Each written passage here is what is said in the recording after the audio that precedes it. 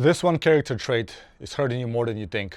And if you don't get it under control, it can cost you your marriage, your family, your freedom, and even your life. And the character trait I'm talking about is anger or temper. As men, we all suffer from it.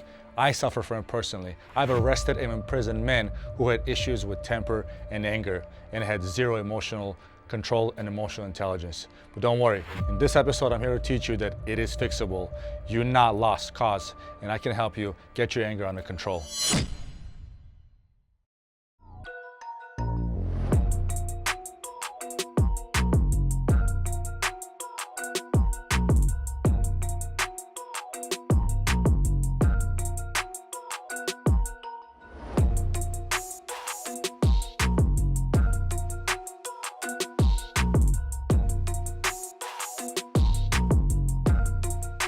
What's going on, friends? Welcome to another episode of Purpose Over Pleasure podcast with your host, Alex Payne. And for those of you who are watching here for the first time, who are watching this episode, thank you for coming to my channel and being a viewer, because today I'm going to share something that most men actually struggle with. I myself have struggled with that, and that's anger or temper and emotional immaturity. To this day, I still sometimes struggle with temper issues, and I have to work on it every single day. I'm about to share a story with you guys, something that I've actually experienced in my own life. For those of you who don't know, I was a cop for almost 10 years, and my entire time as a police officer, I was a street cop. I've responded to hundreds of different radio calls. I've made contact with thousands of different people. I've arrested dozens of people, and I've seen a lot. Sometimes some incidents get so deeply rooted in your brain that you cannot escape them. One of those incidents I'm about to share with you guys. But before I dive in and share with you guys the story, please click like, subscribe to my channel, and share this episode with a friend who you believe has issues with anger or temper and who can benefit from this episode. Let's jump in. The story that I want to talk about is this. I was a patrol officer, and I responded to a radio call of domestic violence. I've responded to hundreds of domestic calls of radio calls of domestic violence in my career as a patrol officer. This one in particular wasn't necessarily a violent radio call. Nobody really got killed or hurt to the point where they had to be hospitalized. But the reason why I remember this particular radio call is this. I responded to a radio call. Obviously, the wife had a little redness and a little bruise going up around her right eye. And basically, long story short, the husband and the wife, young couple, probably in their late 20s, got into it. And he struck her. In the middle of an argument, he struck her. She actually struck him as well. She scratched him, but he struck her in the face, and it was visible. And due to the visible injury, verifiable injury on her face, he, as a dominant aggressor, as obviously the person who delivered a significant injury to her, was arrested. We had to arrest him by law. We had no say. That is a felony crime, and we had to arrest him. And I remember taking this guy to jail to process him, to book him, so he can get his court date, etc., etc. And I remember this guy was deeply regretful. I remember when in the processing room, he's sitting there and he's like, my life is over. My life is over. What have I done? I shouldn't have done this. And we start talking, and long story short, yes, they got into an argument. I'm not gonna get into details, but she said things, she's done things that she shouldn't have done. But the point is this, he lost control over his emotions. He allowed his anger get the best of him. He has allowed the enemy to use anger to do the things that he was regretting immediately after he did them. And as a result, he was arrested, he was sent to jail, and he had a court date, and I don't know what happened to him, but that was a significant incident, and I hope he didn't get serious prison time, and I hope he learned from this incident. The point I'm trying to make is this. Because he lost his temper, that cost him his freedom. Okay, that cost him going to jail and ultimately having to go to court and deal with all that. And I don't think they had any children, I don't remember that. But if they did, that would have resulted in him also possibly losing custody of his children and divorce, etc., etc. That's just one radio call that I remember. And I've been to dozens of radio calls like this. As a matter of fact, I've dated a woman who was physically abusive. That relationship didn't work out for multiple reasons. She was jealous, she was physically abusive. But I remember she put her hands on me, and I was like, I had enough. I had to leave her. Unfortunately, men allow themselves to get their emotions, to get their anger, get the best of them. And then they get physical, they get abusive, and as a result, they can lose their marriage, lose their family, lose custody of their children, go to prison, or even hurt somebody or hurt themselves. I've been to many radio calls of road rage, fights, physical altercations, stabbings, shootings, where if those men had their emotions under control, they would have gone home that night. But unfortunately, somebody either went to jail and somebody went to the hospital or the morgue.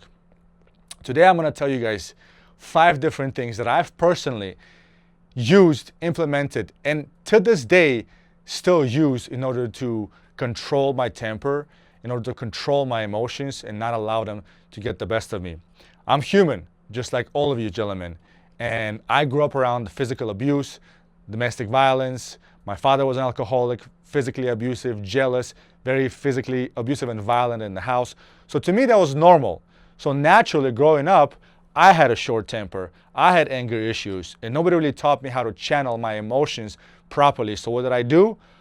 I channeled my emotions into anger, into fights, into verbal abuse, or I've drank, or I've done stupid things to numb and escape. And I don't recommend you that, because that will never end well.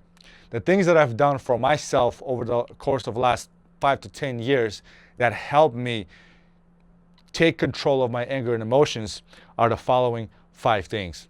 Number 1, identify what you're feeling and understand why you're feeling a certain way.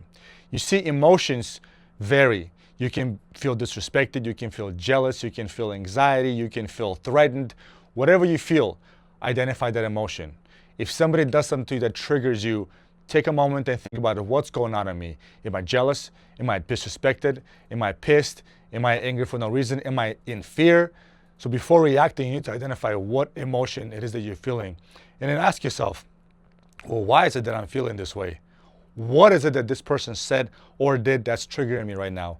That's making my blood boil, making me want to react a certain way. I understand it's tough, but here's the benefit of that. When you understand what emotion you're feeling, and then you think about why you're feeling that emotion, or why you're getting triggered by this certain phrase or comment or action that leads to that emotion, you will possibly be able to recognize that something is inside of you, something your father might have done as a child growing up, something you've seen, something that you've experienced in your past relationship that stuck with you, and now when somebody else does or says that, it triggers you. Work on that part inside of you that gets triggered every time. Why? Because you don't want to give anybody the tool, the ammunition to trigger you again. Because the enemy, the devil, loves to use pride and anger to make men do stupid things, absolutely stupid things. Pride can be the downfall of all men. Once you identify how you're feeling and why you're being triggered by a certain word or certain action, or certain comment, you will know what part of you internally you need to work on in order not to give anybody an ammunition to make you angry or feel disrespected again. Number 2, and this is possibly the hardest one, gentlemen, to this day I still struggle with sometimes, and that's pausing before reacting. The true emotional maturity comes if you master the skill of being able to feel a certain emotion, but not allow it to dictate how you act upon that emotion. Truly stoic and emotionally mature people, they're not robots. They feel emotions. They can feel disrespect. They can feel anxiety. They can feel fear. They can feel jealous. They feel those emotions. They're human beings, but they know how to separate themselves from their emotions. They know how not to act and react upon those emotions. That's what you want to be. That's the level of emotional maturity you want to get at. Every day, something or somebody pisses me off. As a serial entrepreneur running multiple companies with actual physical employees, actual clients, actual human beings and clients, and I deal with multiple different people, personalities, character traits, individuals every single day. Plus I have a family, I have a wife, I have a daughter, I have parents, I have siblings, I have friends. It's different people, and somebody can easily trigger me if I give them the ammunition to. But if that happens, what I try to do is I try to pause and understand, hey, I'm feeling a certain way. I'm not going to react on it. I'm just going to process it, and I'm going to see what I can do about it later. That's called emotional maturity, not reacting upon an emotion that you're feeling. Number 3, and this one is going to teach you so much about yourself, and that's taking accountability and responsibility for your actions, for how you're feeling.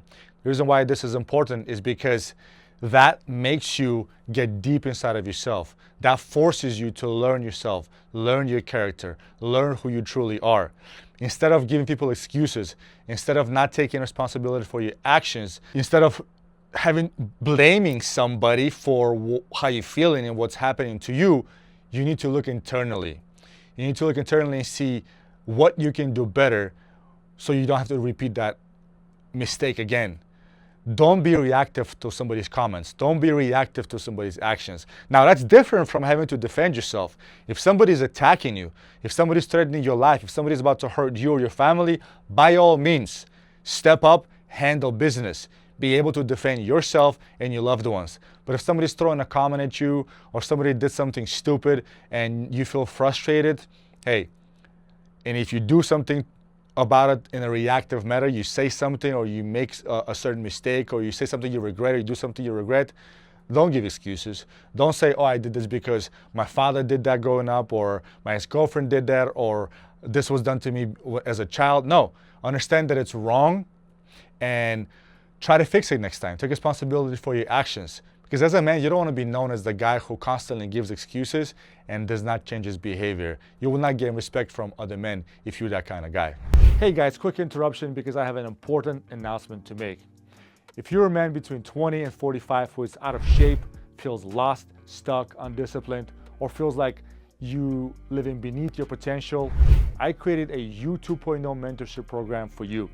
I know what it feels like to carry the pain, lack direction, struggle with discipline, and try to figure out life without healthy masculine guidance. I also know this truth. When a man is broken, everybody around him feels it. His relationship, his family, his future, and his purpose. Everything suffers. My U 2.0 is a coaching program for men who are tired of drifting and ready to rebuild themselves from the inside out.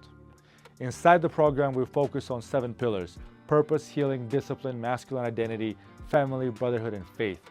This is not a fake macho content. This is not empty motivation. This is a real process for men who are ready to heal, break destructive habits, build self-respect, gain clarity, and become the kind of men they can actually respect. So if you're tired of wasting your time, tired of feeling stuck, and ready to become the man you know you're meant to be, click the link in the description to check out the program, or go to my website and enter your email so I can send you my free guide on how to find purpose and level up in life. Now back to the episode. Number 4, this one is a little awkward. I'm not gonna lie, I still deal with it in different ways sometimes, but it's very simple if you think about it. Communicate your emotions. Literally communicate how you're feeling. The other day, my wife and I got into an argument. Ironically enough, I started getting irritated. She started getting irritated. The argument started escalating. So what did I have to do? I had to pause.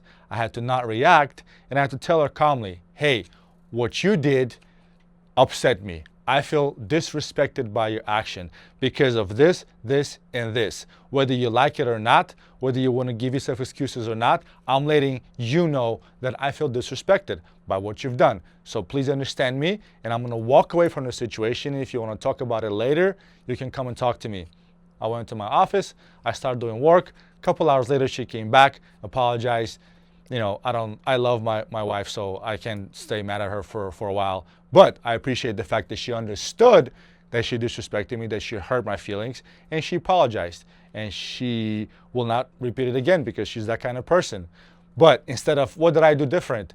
Instead of letting the situation escalate, instead of raising my voice, pointing fingers, yelling, cursing, I simply communicate with her, hey, this is how I feel. I'm irritated.